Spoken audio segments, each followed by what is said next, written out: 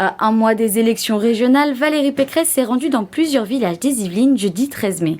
Accompagnée de Gérard Larcher, elle y a dévoilé les grandes lignes de son programme pour le milieu rural. Nous voulons l'égalité pour le rural, l'égalité pour les habitants de tous ces territoires, pour que les habitants des territoires ruraux aient un meilleur accès à la santé, une meilleure sécurité, un meilleur accès au commerce, plus d'emplois, plus de transport. Parmi les propositions de la candidate, la construction d'un nouveau lycée dans le canton d'Oudan-Bonnières.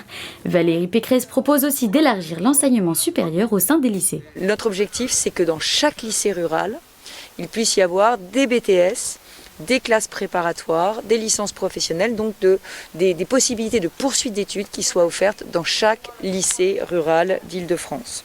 Un nouveau mandat que Valérie Pécresse souhaite aussi axer sur le numérique. Nous continuerons le programme Un ordinateur par lycéen et par enseignant pour que tous nos lycées soient 100% numériques. Nous voulons que tous les villages soient fibrés, ce sera le cas dans les Yvelines à la fin de l'année, tous les villages seront fibrés. Nous voulons évidemment déployer la 5G partout. Donc l'idée, ce sera qu'on puisse télétravailler de son village, créer son entreprise dans son village. Malgré ces changements en milieu rural, la candidate entend conserver l'identité des villages.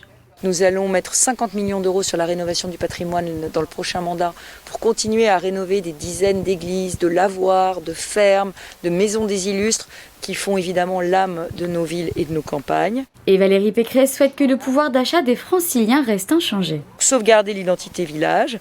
Tout ça, ça se fera en préservant le pouvoir d'achat des habitants de la très grande couronne. Comment est-ce qu'on préserve le pouvoir d'achat ? D'abord, tout ce qu'on propose, on le finance sans hausse d'impôts, évidemment. Les élections régionales auront lieu les 20 et 27 juin prochains.